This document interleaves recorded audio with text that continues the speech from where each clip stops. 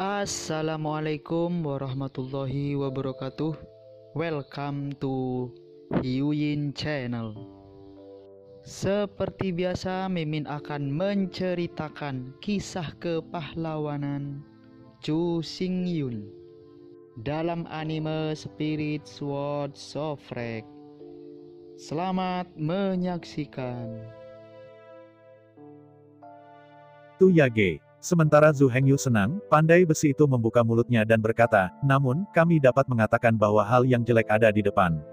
Jika Anda ingin menyewa tim berburu kami, harganya tidak murah. Jika anakku sendiri-sendirian, lebih baik mengatakan sesuatu. Setiap orang adalah teman. Dengan persahabatan kami tidak akan menagih Anda sepeser pun. Ada 300 orang dalam tim berburu di desa tersebut. Jika Anda ingin meminta bantuan mereka, Anda harus memberi imbalan yang cukup. Jika tidak, orang mungkin tidak pergi ke sana. Mendengar apa yang dikatakan pandai besi itu, Zhu Hengyu tiba-tiba tertawa terbahak-bahak. Yang paling dia khawatirkan bukanlah harga sewa tim berburu yang terlalu tinggi, tetapi tim berburu di desa tidak akan menerima pekerjaan dari luar. Faktanya, Zhu Hengyu telah belajar tentang tim berburu dari buku. Tim pemburu ini terdiri dari anak-anak muda di desa yang berjumlah 300 orang. Kekuatan anak-anak muda ini hampir sama dengan kekuatan prajurit yang roboh di tengah istana bawah tanah yang runtuh.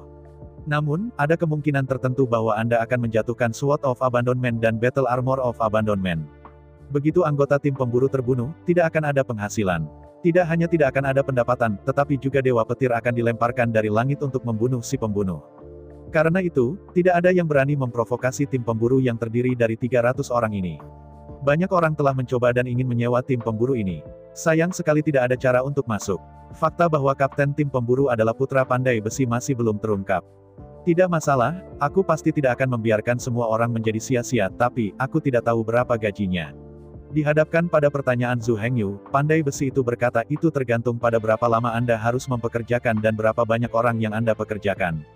Pada dasarnya, setiap orang setiap hari, setidaknya 100 kristal kacau. Mendengar apa yang dikatakan pandai besi tua itu, Zhu Hengyu tiba-tiba menghitung. Jika setiap orang memiliki 100 kristal kacau per hari, mempekerjakan 100 orang adalah 10.000 kristal kacau.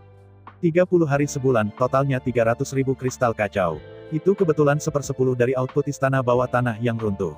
Namun, tampaknya hanya dengan menduduki istana bawah tanah Benghuai Anda dapat membayar komisi tim berburu. Jika Anda hanya berburu dan membunuh tentara pingsan yang berkeliaran di alam liar, Anda tidak akan memenuhi kebutuhan.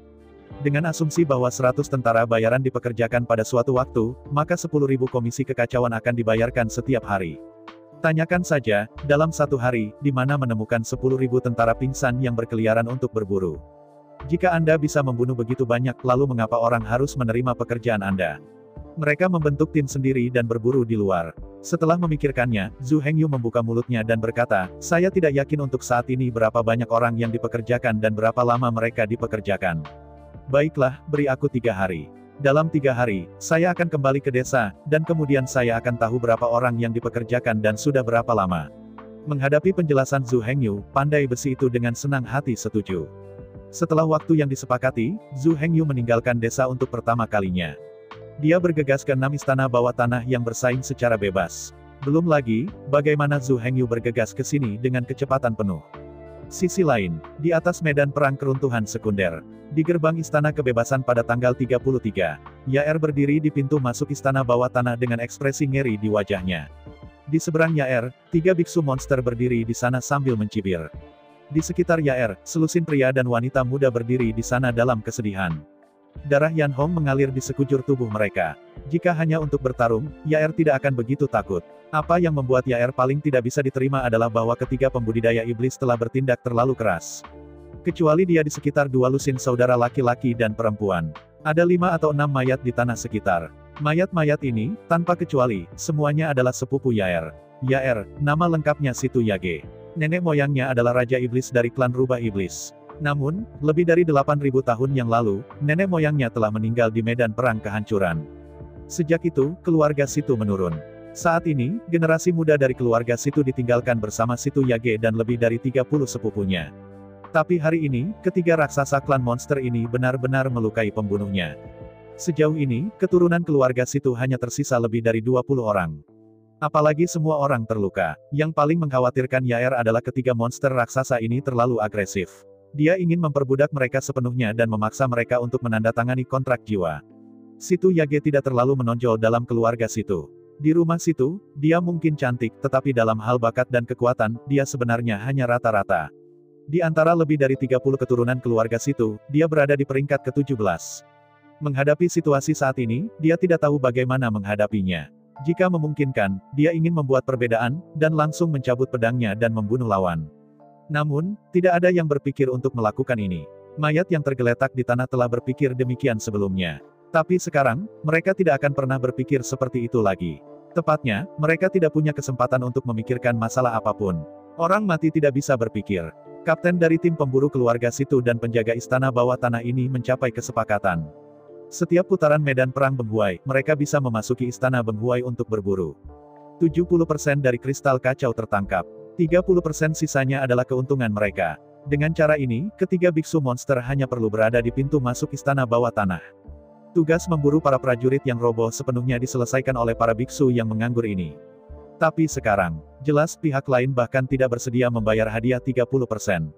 Mereka ingin memperbudak Situ Yage dan saudara-saudaranya serta melayani mereka secara gratis. Dihadapkan dengan permintaan yang begitu kasar, tentu saja semua orang menolak. Tapi jelas mereka sepertinya tidak punya hak untuk menolak. Semua orang yang menentang dan menentang, semuanya telah dipenggal di tempat. Menyapu dingin selama seminggu, biksu monster berkepala sen dengan dingin berkata, "Aku akan memberimu satu kesempatan terakhir, apakah kamu ingin menandatangani kontrak jiwa?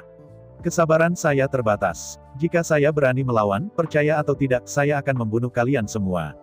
Menghadapi surat terakhir lawan, semua keturunan keluarga Situ, termasuk Situ Yage, panik. Tepat saat semua orang panik sepanjang hari. Dari kejauhan, sebuah suara yang jelas terdengar, "Zhu Hengyu, datanglah ke istana." Pergi ke istana. Mendengar suara Zhu Hengyu, ketiga pembudidaya monster itu menoleh karena terkejut dan melihat ke arah mana suara itu berasal. "Apa yang kamu lihat?" Seorang biksu muda dengan helm hitam dan baju besi hitam, memegang pedang hitam, berjalan menuju sisi ini dengan berani. Untuk waktu yang lama, Zhu Hengyu menggunakan mantra petir untuk bertarung dari jarak jauh. Tapi sekarang berbeda. Setelah mengembunkan dunia kecil, sebagai orang suci tertinggi Suantian. Saat Zhu Hengyu bersama tubuh Suantian Dharma, dia bisa menggunakan kekuatan Suantian. Kental pedang Suantian dan satu set baju besi Suantian. Tentu saja, apa yang dipinjam Zhu Hengyu hanyalah kekuatan, bukan benda nyata. Namun, selama badan hukum Suantian ada, sebenarnya tidak ada perbedaan. Tabung. Orang suci surgawi dapat meminjam dari surga dan bumi sesuka hati. Selama kekuatan langit dan bumi tidak habis, mana orang suci tidak terbatas. Oleh karena itu, meskipun itu hanya kekuatan pinjaman, pedang penghancur Zhu Hengyu, dan kekuatan penghancuran yang terkandung dalam armor pertempuran penghancuran, tidak terbatas. Bahkan jika dikonsumsi, akan langsung terisi. Berbicara secara relatif, Dutian dan Haotian sama sekali berbeda. Kekuatan keruntuhan yang mereka hasilkan hanya satu kali. Setelah habis, itu hilang. Jika Anda ingin menggunakannya lagi, Anda harus kembali ke Suantian dan mengekstrak kekuatan runtuh dari Suantian. Ada 3000 lapisan patah armor, dan 3000 lapisan pedang patah. Zhu Hengyu tidak perlu lagi menggunakan Dewa Petir. Sebaliknya, setelan runtuh yang ditumpuk di 3000 lapisan lebih kuat. Dan yang paling penting, apakah itu karir Zhu Hengyu atau karir Chu Xingyun? Senjata tempur utamanya adalah pedang. Hanya dengan pedang dia bisa memainkan kemampuannya. Serangan mantra jarak jauh bukanlah keahlian Zhu Hengyu dan Chu Xingyun. Tentu saja, 12 dewa ibu kota tidak menyerah begitu saja. 12 dewa modal guntur hanyalah cara untuk mengontrol energi. Zhu Hengyu didasarkan pada ilmu pedangnya sendiri, dikombinasikan dengan kekuatan 12 dewa guntur. Menciptakan satu set baru ilmu pedang Dutian Shen Thunder. Ditusuk dengan pedang, bukan hanya momentumnya yang seperti guntur. Selain itu, kekuatan guntur dari 12 modal dewa langit guntur juga akan melampiaskan bersama dengan ilmu pedang. Sementara target terkena pedang kehancuran itu juga dibombardir oleh guntur 12 ibu kota. Bisa dikatakan, Zhu Hengyu menggabungkan Dewa Petir dengan kendonya sendiri dan pedang kehancuran dengan sempurna. Ini dapat digambarkan sebagai perbaikan ganda dari sihir dan seni bela diri. Kemampuan all-in-one Zhu Hengyu sama sekali tidak takut dengan pertempuran jarak dekat. Metode ofensif terkuat Zhu Hengyu adalah pertarungan jarak dekat. Lebih dari sebulan di medan perang Aoki, Zhu Hengyu telah bertarung melawan Badan Hukum Suantian dan Panglima Perang Bintang berturut-turut. Hasilnya tidak relevan, sulit untuk membedakan Suanzhen. Bagaimanapun, apa yang dilakukan ketiganya sebenarnya berasal dari Kendo Zhu Hengyu. Meski di permukaan, ada 3 orang. Tapi selalu hanya ada satu jiwa di dalam. Belum lagi mengapa Zhu Hengyu menggunakan pedang. Sisi ini, 3 biksu dari ras monster, mereka melihat seseorang yang berani masuk ke istana. Dan saya datang ke sini sendirian. Bukankah ini lelah hidup? Di dunia ini, memang tidak mudah untuk hidup, tapi bukankah mudah untuk mati? Ada 3 bagian dalam satu dunia. Ketiga bagian ini adalah surga, bumi, manusia, dan 3 talenta ini. Langit yang disebut kosong. Di seluruh dunia, di mana tidak ada apa-apa, adalah langit. Langit adalah konsep spasial, dan mengandung semua materi di langit dan bumi. Yang disebut bumi adalah bintang-bintang. Di seluruh dunia, semua entitas adalah bumi. Bahkan meteorit yang mengambang di kehampaan adalah bumi. Di antara langit dan bumi, ada keberadaan ketiga, dan itu adalah manusia. Orang di sini tidak mengacu pada manusia pada umumnya, tetapi semua makhluk yang hidup di antara langit dan bumi. Ketiganya bekerja sama untuk membentuk dunia yang lengkap di satu sisi. Untuk Zhu Hengyu, Xuantian memiliki 2 arah pengembangan. Salah satunya adalah terus menyempurnakan lebih banyak pedang runtuh dan baju besi pertempuran runtuh ke langit misterius. Padukan satu demi satu prajurit bintang, atau prajurit bintang. Setiap kali seorang pejuang bintang terkondensasi, kekuatan langit dan bumi meningkat 1 poin. Ketika jumlah panglima perang bintang mencapai 3000. Di dalam alam semesta ini, ada 3000 dunia kecil, yang bergabung menjadi 1000 dunia. Terus memadatkan. Ketika jumlah 1000 dunia mencapai 3000, itu adalah dunia yang besar. Ketika jumlah 1000 dunia besar mencapai 3000, ada 3000 dunia 1000 besar. Namun, Zhu Hengyu tidak ingin memilih arah pengembangan ini. Fakta telah membuktikan, di dunia perang rendah, jumlah bawahan adalah yang paling penting. Tidak peduli betapa tirani 800 elit Anda bukanlah lawan dari 8 juta tentara. Oleh karena itu, di dunia seni bela diri rendah, terdapat lebih banyak tentara, bukan yang beradab. Semua orang adalah kekuatan yang paling kuat. Tapi di dunia Gao, prajuritnya baik-baik saja, tidak terlalu banyak. Bagaimana jika Anda memiliki lebih banyak tentara? Zhu Hengyu memiliki lebih sedikit tentara di area luar inti keruntuhan. Banyak, tapi sekarang, berapa orang yang bisa membantunya? Pada dasarnya, hanya sedikit orang yang layak dinantikan. Tentara miliarder lainnya bahkan tidak bisa memasuki inti yang runtuh, jadi bantuan apa yang mereka bicarakan? Oleh karena itu, Zhu Hengyu tidak ingin memilih arah pengembangan yang pertama. Dalam arah pengembangan pertama, di dalam badan hukum Xuantian, jumlah panglima perang bintang tidak terbatas. Pertama, kumpulkan 3000 kecil ribu jenderal. 3000 kecil jenderal dapat diringkas menjadi 1000 menengah 1000 jenderal. Dan seterusnya. Terkenal, kekuatan badan hukum Xuantian sama dengan jumlah kekuatan semua panglima perang bintang. Oleh karena itu, terlepas dari untuk sementara, kekuatan badan hukum Xuantian persis sama dengan jenderal perang bintang. Tapi seiring berjalannya waktu, saat berada di dalam Xuantian, jumlah panglima perang bintang secara bertahap meningkat. Kekuatan badan hukum Xuantian dan panglima perang bintang akan dengan cepat menarik diri. Setiap kali Xuantian memiliki panglima perang bintang ekstra, kekuatan badan hukum Xuantian 2 kali lebih tinggi dari panglima perang bintang. Saat itu jumlah rasi bintang mencapai 3000. Kekuatan badan hukum Xuantian 3000 kali lebih tinggi daripada panglima perang bintang. Bayangkan saja, begitu saatnya tiba, apa gunanya perang bintang ini? Oleh karena itu, Zhu Hengyu memilih untuk mencari cara baru dan mengubah metode pengembangannya. Di dalam seluruh Xuantian, badan hukum Xuantian adalah langit, alam semesta, ruang dan waktu. Panglima perang bintang adalah bumi, bintang, bumi dan sungai. Zhu Hengyu adalah manusia, hewan, tumbuhan, dan semua makhluk hidup. Di seluruh dunia Xuantian, hanya ada 1 bintang dan 1 panglima perang bintang. Bahkan jika jumlah bintang di Xuantian melebihi 3000, mereka tidak akan terpisah. Di seluruh Xuantian, semua bintang berada di bawah kendali Star Warlord. Dengan cara ini, kekuatan panglima perang bintang akan selalu sama dengan kekuatan badan hukum Xuantian. Tubuh Xuantian Dharma adalah langit, panglima perang bintang adalah bumi, dan Zhu Hengyu adalah manusia. Kekuatan ketiganya selalu sama. Hanya dengan cara ini kita dapat memiliki kekuatan tempur yang paling kuat dan dapat digunakan. Tentu saja, jika sudah seperti ini, maka pengelolaan seluruh alam semesta akan menjadi berantakan. Bagaimanapun, setiap bintang membutuhkan orang yang berdedikasi untuk mengelolanya. Tidak mudah bagi seorang panglima perang bintang untuk mengontrol 3000 bintang. Sekarang, menurut rencana Zhu Hengyu, semua bintang di Xuantian dikendalikan oleh seorang panglima perang bintang tunggal. Ini tidak mungkin untuk mengelola. Namun, menghadapi ini, Zhu Hengyu punya ide lain. Awalnya, panglima perang bintang, juga dikenal sebagai panglima perang bintang. Kedua nama tersebut merujuk pada keberadaan yang sama. Tapi menggantikan Zhu Hengyu, dia memisahkan panglima perang bintang dari panglima perang bintang. Hanya ada 1 panglima perang bintang, yang bertanggung jawab atas semua bintang. Adapun bintang-bintang di langit, Zhu Hengyu tidak berencana mengirim seseorang untuk mengelolanya. Bagaimanapun, Xuantian adalah dunia yang dipenuhi dengan kekuatan kehancuran. Inti dari setiap bintang ditutup dengan kekuatan kehancuran yang mengerikan. Di atas setiap bintang, ada badai kehancuran yang menghancurkan semua kehidupan. Di sini, tidak cocok untuk makhluk hidup manapun untuk bertahan hidup. Karena tidak cocok untuk bertahan hidup, mengapa repot-repot mengelolanya? Akhirnya, Zhu Hengyu dapat memadatkan bintang yang cocok untuk kelangsungan hidup bentuk-bentuk kehidupan di Suantian. Tapi hanya ada satu bintang seperti itu, dan tidak perlu lebih. Tidak ada yang disebut alien di alam semesta Suantian. Di alam semesta Suantian yang luas, hanya satu planet kehidupan yang cukup. Selain itu, tidak ada kekuatan hukum di planet kehidupan ini. Oleh karena itu, semua makhluk di planet kehidupan ini ditakdirkan untuk tidak dapat berkultivasi. Di satu sisi, planet kehidupan ini sangat mirip dengan alam 5 elemen yang terbalik. Hanya, membalik 5 elemen alam adalah gunung 5 elemen, yang menekan semua energi dan hukum. Tapi planet kehidupan di langit yang mendalam ini karena tidak ada kekuatan hukum di seluruh alam semesta. Planet kehidupan ini lebih menyeluruh daripada membalikkan alam 5 elemen. Soal planet kehidupan masih terlalu jauh untuk saat ini. Untuk saat ini, Zhu Hengyu hanya memiliki ide ini, tetapi dia tidak berniat melakukannya. Apa yang benar-benar ingin dilakukan Zhu Hengyu sekarang adalah merebut istana bawah tanah ini dan memperluas saluran keuntungan. Lagi pula, jika alam semesta Suantian ingin berkembang, dibutuhkan terlalu banyak kristal yang kacau. Setelah menghela nafas panjang, Zhu Hengyu mengencangkan pedang Suantian di tangannya. Menghadapi 3 biksu monster di sisi berlawanan, Zhu Hengyu menjadi pembunuh. Hal itu terlihat dari lingkungan berdarah di tempat kejadian. Ketiga biksu monster ini jelas bukan orang baik. Itu dapat dinilai dari keluhan dan roh jahat yang muncul dari mereka. Mayat di tanah ini semuanya dibunuh oleh mereka bertiga.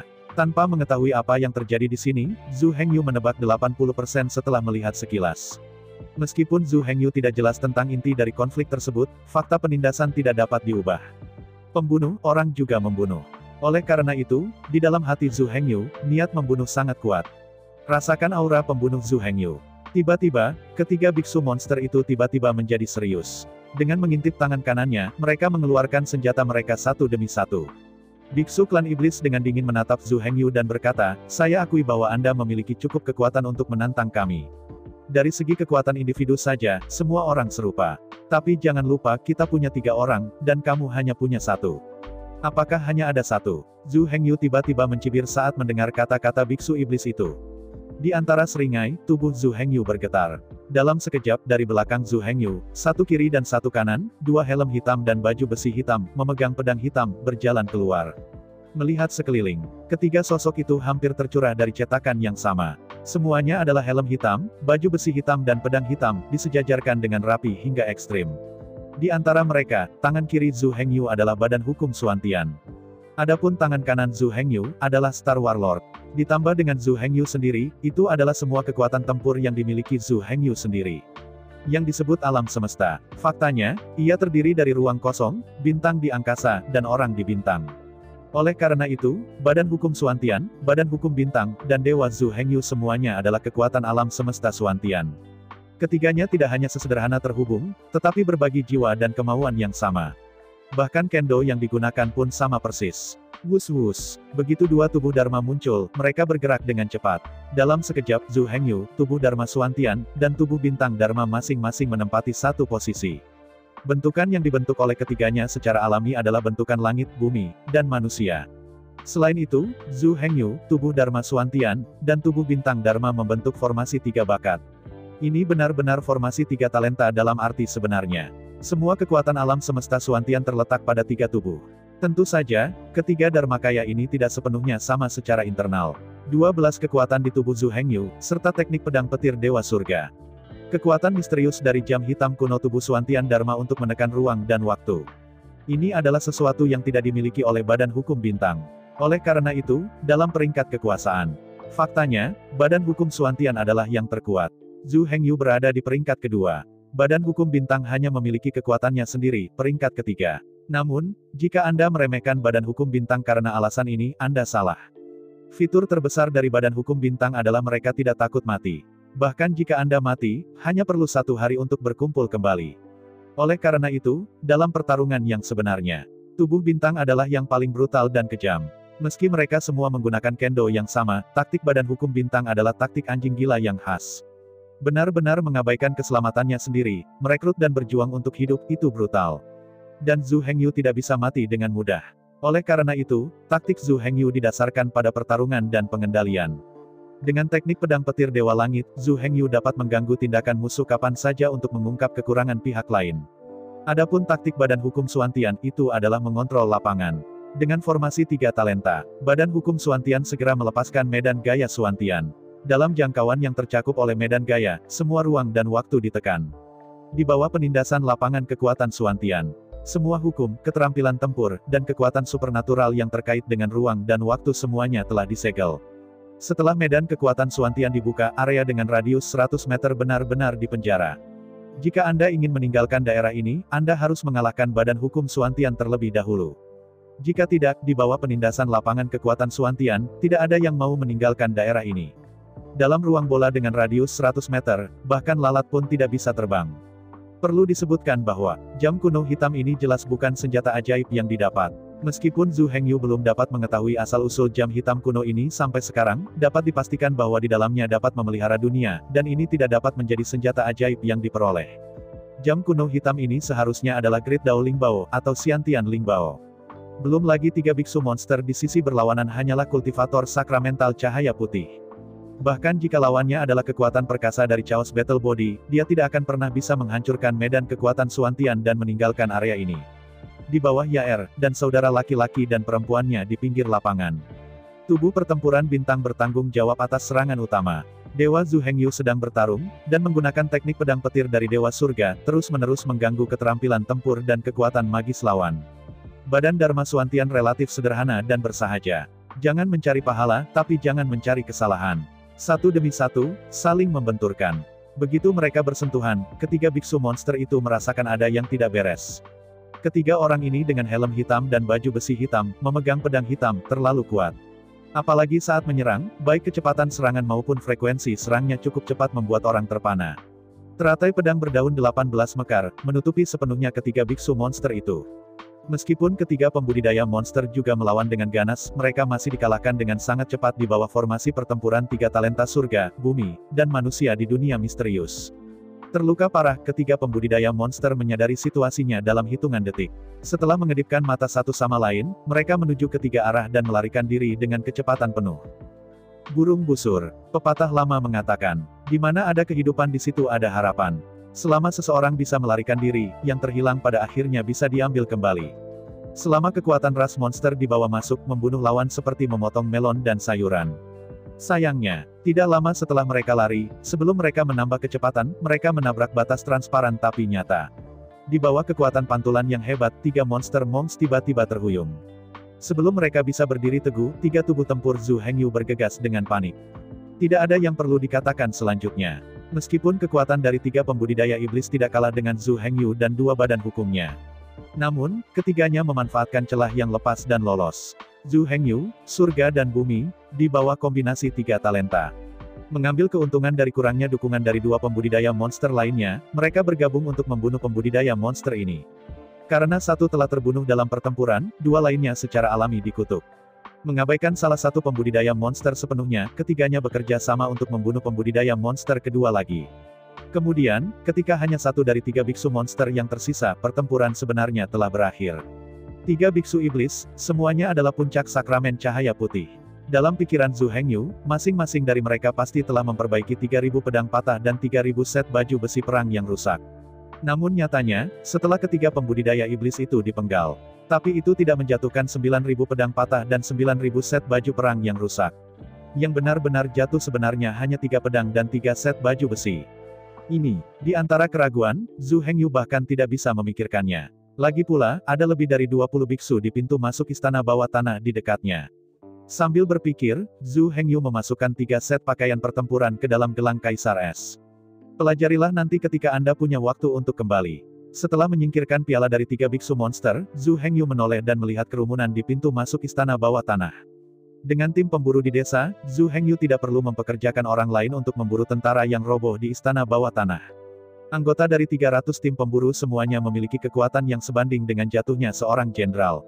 Seharusnya tidak mudah untuk memenggal kepala para pejuang kolaps biasa. Yang benar-benar membatasi tim pemburu di desa sebenarnya adalah jumlah tentara yang hancur. Karena runtuhnya istana bawah tanah, mereka telah diduduki oleh kekuatan besar. Karenanya, tim pemburu hanya bisa memburu para prajurit yang tumbang yang berkeliaran di alam liar.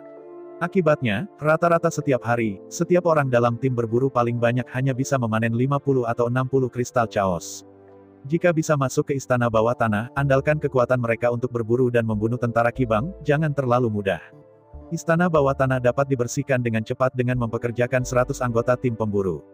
Setelah pandangan dingin, Zhu Hengyu berkata dengan dingin, "Nah, istana bawah tanah yang runtuh ini sekarang milikku, kalian semua pergi." Mendengar kata-kata Zhu Hengyu, semua orang sangat lega. Setelah bertukar pandang, semua orang segera mengambil tindakan. Di mata mereka, ketiga biksu monster itu cukup menakutkan. Ketiga biksu monster itu mengalahkan mereka, memarahi mereka, dan membunuh mereka. Tidak hanya mereka tidak dapat melawan, tetapi bahkan setelah kejadian itu, mereka tidak menemukan cara untuk menghadapinya. Sekarang, ketiga monster monks yang begitu kejam dibunuh oleh Zhu Hengyu di tempat seperti ayam dan anjing. Asli, menghadapi penganiayaan terhadap tiga biksu monster, mereka putus asa. Tetapi tidak pernah terpikir bahwa biksu yang menakutkan ini muncul tepat waktu dan menyelamatkan semua orang. Oleh karena itu, dalam hati mereka, mereka sangat berterima kasih kepada Zhu Hengyu. Semua orang tahu, di medan perang keruntuhan keteraturan ini, yang kuat adalah hukumnya. Mereka memiliki kekuatan untuk hidup dan membunuh yang lemah. Setelah lawan tersinggung, tidak ada yang akan tahu bahkan jika lawan membunuh mereka. Apalagi dengan kekuatan lawan. Sekalipun anggota keluarganya tahu apa yang dapat mereka lakukan. Ketiga pembudidaya monster race itu sudah menjadi sesuatu yang tidak mampu mereka beli. Terlebih lagi, tuan yang menakutkan ini yang dengan mudah membunuh ketiga biksu monster.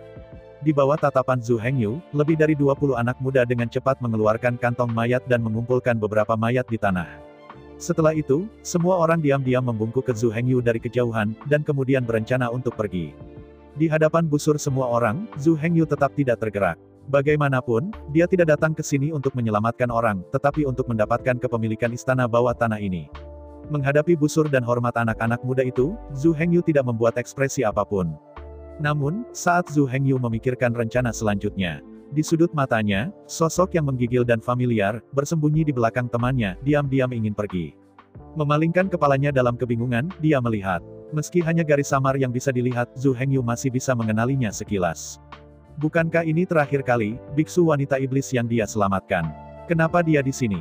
Tunggu sebentar. Melihat pemandangan ini, Zhu Hengyu tidak bisa menahan teriakan keras. Mendengar kata-kata Zhu Hengyu, semua orang berhenti. Memalingkan kepalanya dengan ngeri, dia menatap Zhu Hengyu. Tidak semua orang terlalu berani. Sebaliknya, 20 biksu muda ini semuanya menjadi terkejut. Baru saja, rekan mereka dipenggal beberapa kali berturut-turut karena mereka memberontak melawan tuannya. Pada saat ini, tidak ada yang lebih memahami konsekuensi dari memberontak melawan seorang majikan daripada mereka. Oleh karena itu, dengan perintah dari Zhu Hengyu, lebih dari 20 pemuda dan pemudi berhenti dan tidak berani bergerak. Saya takut jika saya bergerak dengan santai, saya disalahpahami sebagai ketidaktaatan dan dipenggal di tempat. Tepat ketika semua orang ketakutan dan bertanya-tanya apa yang akan dilakukan Zhu Hengyu. Zhu Hengyu menggerakkan ujung mulutnya dan berkata, "Yaer, mengapa kamu bersembunyi dariku?" Mendengar kata-kata Zhu Hengyu, Situ Yage, yang bersembunyi di belakang rekannya, sedikit gemetar. Dia tidak berharap bahwa dia bersembunyi dengan baik, tetapi dia masih ditemukan. Yaer tidak pernah berpikir untuk melihat Zhu Hengyu lagi. Bahkan jika aku melihatnya lagi, dia akan pergi dengan tenang. Dia tidak ingin menjadi beban dan bebannya sendiri. Karena itu, setelah menemukan Zhu Hengyu barusan, dia bersembunyi diam-diam untuk pertama kalinya. Dengan bantuan tubuh mitra, pandangan Zhu Hengyu diblokir. Tapi saya tidak memikirkannya, tapi akhirnya ketahuan. Zhu Hengyu menyingkirkan badan hukum Suantian, dan kemudian menyapa Yaer. Selanjutnya, badan Dharma dari bintang-bintang tinggal di sini untuk menjaga pintu masuk istana bawah tanah. Zhu Hengyu dan Suantian harus kembali ke desa untuk menyewa tim pemburu di desa. Oleh karena itu, Zhu Hengyu juga akan kembali ke desa tersebut. Ketika dia berjalan di depan Yaer, Zhu Hengyu membuka mulutnya ketika dia hendak berbicara. Saat berikutnya, dalam sekejap sosok ungu, kecantikan cantik, menawan, panas dan seksi berhenti di depan Zhu Hengyu. Melihat sekeliling, wanita ini memiliki sepasang mata lavender. Wajahnya menawan, sosoknya montok, dan temperamennya lembut dan seksi. Membuka lengannya, wanita bermata ungu itu berkata dengan panik, "Ada apa, kamu bisa melakukannya padaku, jangan sakiti Yaer."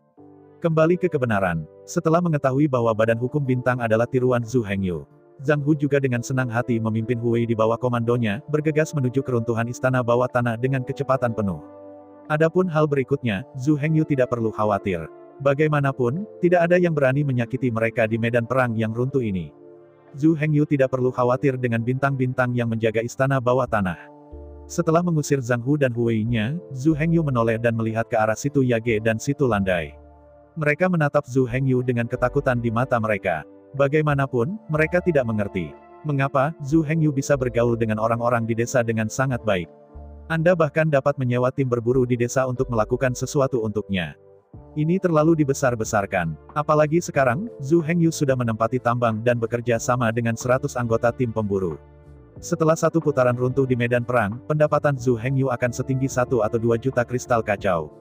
Ini mengerikan. Penghasilan bulanannya lebih dari 10 tahun panen tim berburu keluarga situ. Jika memang khusus untuk tim berburu keluarga situ. Kemudian, pendapatan Zhu Hengyu dari runtuhnya medan perang 2 hingga 300 kali lipat dari pendapatan pribadi mereka. Tuhan, bagaimana cara menghabiskan begitu banyak uang?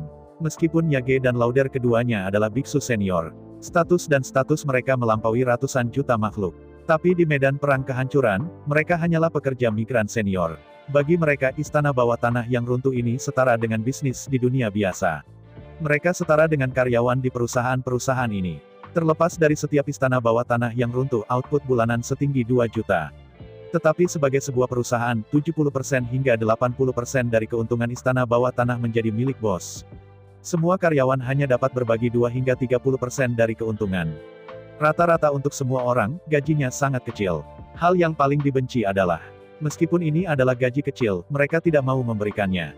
Ingin memperbudak mereka, tanda tangani ikatan perbudakan dengan mereka. Apakah kamu tidak setuju? Bunuh jika Anda tidak setuju. Saat Anda ketakutan, Anda setuju. Awalnya, Lauder mengira Yair hanyalah orang bodoh yang beruntung. Menyelamatkan Yair dalam keadaan linglung. Sekarang sepertinya pria ini tidak hanya tampan, tetapi juga terlalu kuat. Dengan 1-3 monster raksasa dipenggal secara paksa. Saat menempati istana bawah tanah yang rusak sebagai miliknya. Dia bahkan bisa menyewa tim berburu di desa untuk membantunya berburu chaos kristal. Ini gila. Meski uang sewa untuk tim pemburu ini terkesan tidak murah, Anda harus tahu bahwa Zhu Hengyu hanya mengirim klon dan menempati sebuah istana bawah tanah. Setiap bulan, akan ada pendapatan tambahan 2 juta. Apalagi penghasilan ini sangat stabil. Dengan pria seperti itu, saya tidak takut kehabisan uang dalam hidup saya. Padahal Lauder sebenarnya tidak tertarik dengan pria. Namun, banyak hal yang tidak dilakukan tanpa minat. Yang paling penting adalah, Lauder tertarik pada uang dan kristalisasi kekacauan. Dia juga ingin menjalani kehidupan di mana pakaian mengulurkan tangan untuk membuka mulut. Dia juga berharap sakunya akan dipenuhi dengan kristal yang kacau, dan dia bisa menghabiskan apapun yang dia inginkan, belanjakan saja.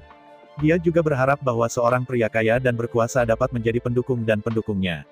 Tentu saja, tidak sembarang pria akan melakukannya. Bukan berarti ketika seorang pria kaya, dia harus terburu-buru dengan putus asa. Jika ini masalahnya, dengan penampilannya, saya khawatir dia akan menjadi melonjak. Di dunia ini, selalu ada beberapa hal yang lebih penting daripada uang. Setelah serah terima dengan Zhang Qiang dan Zhang Hu, Zhu Hengyu menghampiri kedua wanita itu dan tersenyum dan berkata, ayo kita minum. Menghadapi undangan Zhu Hengyu, Yair mengerucutkan bibirnya dan mengangguk sedikit. Adapun Lauder, dia dengan lembut meraih lengan Yair. Tentu, kemana Yair pergi, dia akan pergi. Memasuki kedai minuman, ketiganya memesan hidangan lezat dan anggur manis. Saat mengobrol, saat berikutnya, Zhu Hengyu mengerutkan kening dengan keras. Baru saja, berita datang dari Badan Hukum Bintang. Sekelompok biksu monster tiba di gerbang istana bawah tanah. Meskipun saya tidak tahu melalui saluran mana pihak lain mengetahui berita tersebut, jelas bahwa kematian ketiga pembudidaya monster telah menyebar. Para sahabat dari 3 biksu monster juga bergegas setelah mendengar berita itu. 6 istana bawah tanah gratis, meskipun secara nominal, monster, naga, burung phoenix, dan gerbang abadi bintang tidak dapat diganggu-gugat. Namun nyatanya, selalu ada iblis yang kuat yang diam-diam menduduki dan mengontrol. 3 biksu monster yang ditemui hari ini sebenarnya tidak ditempatkan di sini ketika mereka normal. Untuk yang benar-benar kuat, selama namanya ada, itu sudah cukup untuk menghalangi semua orang. Oleh karena itu, meski di permukaan istana bawah tanah ini tidak berada di tangan Yao Su. Namun nyatanya, pernah ada yang mencoba menantang istana bawah tanah ini.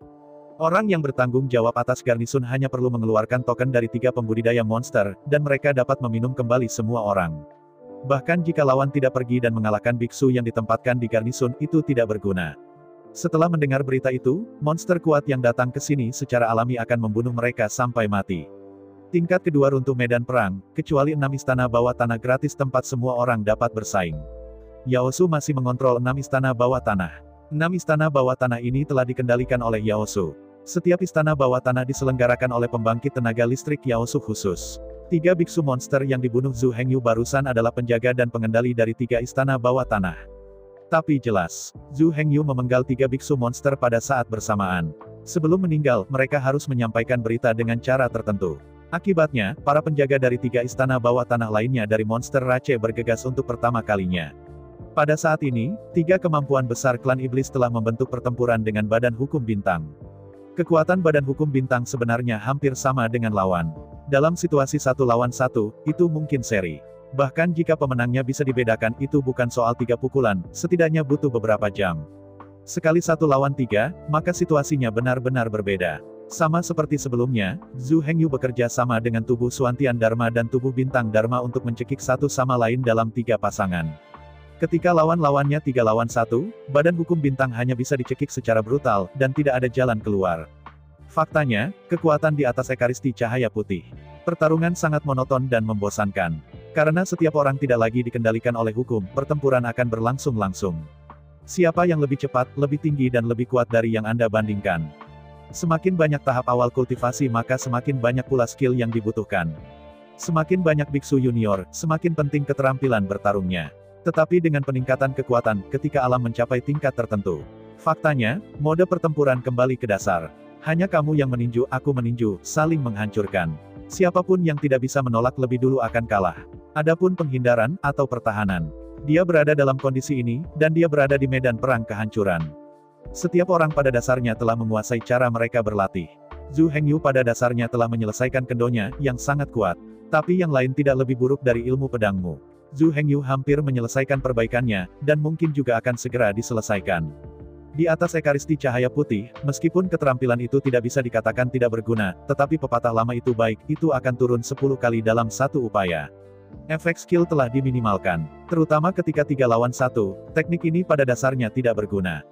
Oleh karena itu, Zhu Hengyu sudah mengetahui hasil pertempuran saat badan hukum bintang mengirim kembali pesan tersebut. Ledakan. Akhirnya, ada gemuruh di benak Zhu Hengyu. Pada waktu bersamaan, sebelum Istana Kebebasan nomor 1, tubuh bintang Zhu Hengyu langsung terbuka. Mengetahui bahwa dia bukan lawan, badan hukum Xing Chen menjalankan perintah Zhu Hengyu. Kamu ingin membunuhku? Tidak apa-apa, aku akan membunuhmu. Namun, biarpun aku tidak bisa mengalahkanmu, aku akan bisa menahannya. Sebelum dia meninggal, badan hukum bintang membiarkan salah satu dari mereka menusuk jantungnya dengan pedang. Tapi di saat yang sama, tangan badan hukum bintang juga memeluk lawan dengan erat. Pada saat berikutnya, inti bintang itu meledak dengan ganas, dengan benturan. Inti bintang itu meledak meski namanya terdengar sangat misterius. Faktanya, itu adalah kekuatan bintang-bintang yang meledakkan Dharmakaya bintang-bintang. Dharmakaya bintang dibentuk oleh kekuatan 3000 inti bintang. Kekuatan 3000 inti bintang mendorong energi 6000 runtuh di tubuh badan hukum bintang. 3000 luka pecah dalam sekejap. Dari 6000 runtuh itu, 3000 berasal dari pedang runtuh, dan 3000 berasal dari armor perang yang runtuh. Dalam kasus peledakan diri, total 6000 energi yang runtuh, semuanya meledak. Karena jarak yang terlalu dekat dan hubungan antara dipeluk sampai mati oleh bintang badan hukum. Pihak lain bahkan tidak bisa bersembunyi. Karena itu, hanya sesaat, badan hukum bintang meledak berkeping-keping pada saat bersamaan dengan salah satu biksu monster. Kekuatan mengerikan seperti itu langsung meledak di tubuh biksu yang sama. Kekuatan ledakannya langsung menghancurkan semua pertahanan lawan. Di tengah raungan yang keras, bahkan 2 monster monks lainnya terluka parah. Gelombang kejut ledakan yang mengamuk mengangkat mereka puluhan ribu meter jauhnya sebelum mereka jatuh ke tanah. Akhirnya setelah gelombang ledakan tersapu, kedua biksu monster itu bergegas menuju area ledakan untuk pertama kalinya. Meskipun rekan mereka tewas dalam pertempuran, mereka harus mengambil kembali pedang dan armor perang yang mereka miliki. Namun, ketika dua biksu monster Rache bergegas ke depan untuk pertama kalinya. Tetapi bagaimanapun juga, saya tidak dapat menemukan Sateret War Sword dan Sateret War Armor yang dijatuhkan oleh rekannya. Menghadapi pemandangan ini, kedua pembudidaya monster itu langsung bingung. Apa yang terjadi? Kedua belah pihak jelas mati bersama, tapi pakaian pertempuran para sahabat menghilang. Saat kedua monster itu bingung. Di kedai desa, mulut Zhu Hengyu menunjukkan sedikit senyum. Meskipun tubuh bintang telah jatuh, hanya dibutuhkan 3000 kristal kacau untuk memadatkannya kembali. Bagi Zhu Hengyu, kerugian ini benar-benar tidak berarti. Selain itu, 100 penjaga yang diperintahkan oleh Zhang Hu telah memasuki istana bawah tanah dan mulai memburu tentara yang roboh. Sejauh menyangkut putaran ini, manfaat Zhu Hengyu pasti akan diperoleh. Sedangkan untuk babak selanjutnya, serahkan ke babak selanjutnya. Badan Hukum Bintang, pada saat yang sama mereka mati satu sama lain. Sebelum dia meninggal, dia juga menyapu pedang perang dan satu set baju perang yang dijatuhkan oleh lawan. Meskipun untuk saat ini, Zhu Hengyu belum menyelidikinya dengan cermat, namun jelas bahwa pedang perang dan baju besi perang ini pasti lebih kuat dari pedang perang yang roboh dan baju besi perang yang roboh. Rampasan sudah dikemas ke dalam suantian dan tidak bisa hilang. Sekarang, ada lebih banyak masalah penting yang perlu dipertimbangkan Zhu Hengyu. Awalnya, pertimbangan Zhu Hengyu adalah hanya memiliki satu tubuh Dharma Bintang. Tapi sekarang, sepertinya tidak masuk akal. Jika hanya ada satu orang, bahkan jika kekuatannya sangat kuat, akan sulit untuk mengalahkan keempat tangan. Kecuali tubuh Zhu Hengyu dan Suantian Dharma selalu ditemani oleh bintang tubuh Dharma. Jika tidak, bahkan jika kekuatan lawan tidak sebagus badan hukum bintang, mereka masih bisa mengepung dan memusnahkan badan hukum bintang berdasarkan jumlah orang yang banyak. Kecuali dalam kekuatan, di luar wilayah besar lawan. Jika tidak, keuntungan dari orang banyak tidak bisa diubah. Lihatlah situasi saat ini. Untuk mengontrol istana bawah tanah, setidaknya diperlukan 3 Dharmakaya. Di bawah kerja sama 3 Dharmakaya, Anda dapat mengontrol 3 istana bawah tanah gratis. Begitu salah satu dari mereka diserang, ketiga Dharmakaya akan berdamai dan bergabung melawan musuh. Lewat sini, Zhu Hengyu dapat mengontrol 3 istana bawah tanah pada saat yang sama, dan badan hukum bintang dapat bergandengan tangan melawan musuh. Adapun, jika pihak lain mengirimkan lebih banyak biksu untuk menangani masalah tersebut, Zhu Hengyu tidak khawatir. Ada begitu banyak master, bukankah lebih menguntungkan untuk pergi ke medan perang yang lebih maju? Bahkan jika mereka semua datang ke sini, Zhu Hengyu tidak takut. Paling banyak dikonsumsi. Dengan kombinasi 3 bintang dan tubuh Dharma, sangat mungkin mengandalkan perang gerilya untuk mengikis vitalitas satu sama lain sedikit demi sedikit. Kali ini, sejak Yao Su berinisiatif memprovokasi Zhu Hengyu. Tidak ada yang perlu dikatakan. Selanjutnya, Zhu Hengyu harus menghadapi Yao Su. Bagaimanapun, Zhu Hengyu harus membuka lebih banyak jalan keuangan. Jika tidak, perkembangan dunia Suantian pasti akan terhenti. Ini sangat fatal bagi Zhu Hengyu. Setelah menghela nafas panjang, Zhu Hengyu akhirnya menyadari bahwa rencana tidak secepat perubahan. Sesuai dengan kebutuhan sebenarnya, dia harus melakukan perubahan. Ia tidak perlu memadatkan 3.000 bintang Dharmakaya, juga tidak dapat memadatkan hanya 1 bintang Dharmakaya. Adapun berapa banyak bintang badan Dharma yang harus dipadatkan, sebenarnya hanya bisa ditentukan berdasarkan keadaan pada saat itu. Jika tidak, Zhu Hengyu mungkin terjebak di sini, dan bahkan tidak ingin bergerak maju. Setelah membuat keputusan, Zhu Hengyu menutup pikirannya dan mulai berbicara dengan Yaer. Meskipun Yaer tidak ingin Zhu Hengyu tahu terlalu banyak tentang situasinya.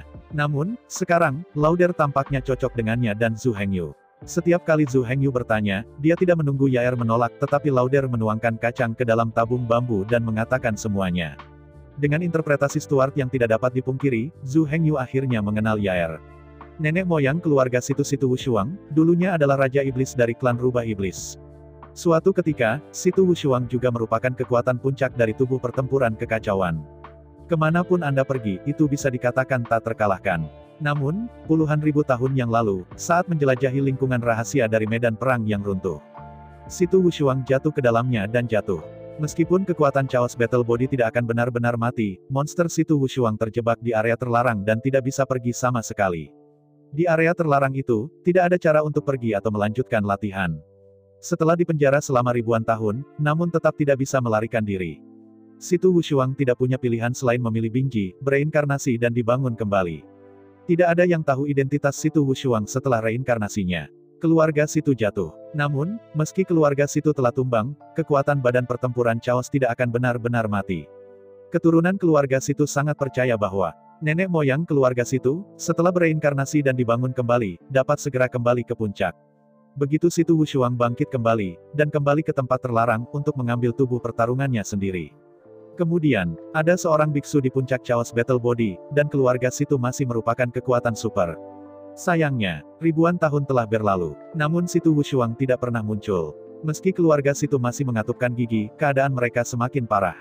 Arwah keturunan keluarga Situ juga menghilang seiring berlalunya waktu. Saat ini, keluarga Situ tidak lebih dari sebuah keluarga kecil dengan sejarah yang mulia, namun sangat terpencil. Anak-anak keluarga harus mempertaruhkan nyawa mereka dan memasuki medan perang yang runtuh untuk berburu guna mempertahankan kelangsungan hidup dan perkembangan keluarga Situ. Saya ucapkan banyak terima kasih kepada teman-teman yang telah menonton video yang saya tampilkan. Untuk video selanjutnya bisa standby di channel ini. Terima kasih.